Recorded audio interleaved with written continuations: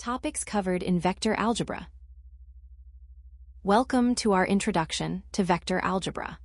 This fundamental branch of mathematics extends our standard algebraic operations to quantities that possess both magnitude and direction.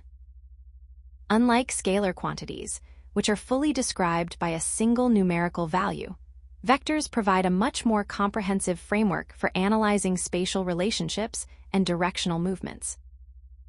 In this chapter, we will develop a thorough understanding of several key areas.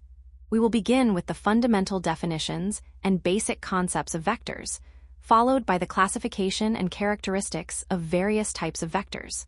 From there, we will explore the geometric and algebraic methods used for the addition of vectors, as well as the effects of multiplying a vector by a scalar quantity.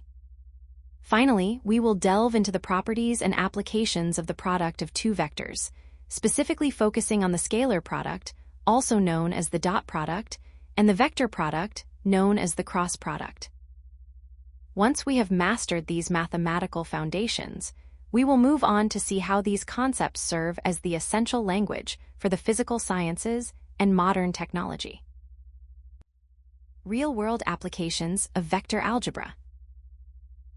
Now that we have outlined the specific mathematical concepts we will be covering, let's explore why this topic is so vital.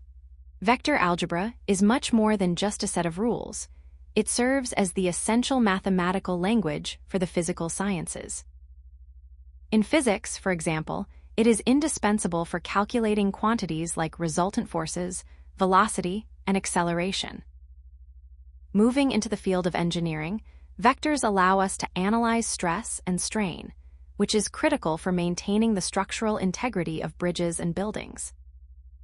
Furthermore, in our modern technological landscape, vector algebra acts as the backbone for much of the technology we rely on every day, including computer graphics, three-dimensional animation, robotics, and the global positioning systems, or GPS, where precise directional data is absolutely essential for functionality.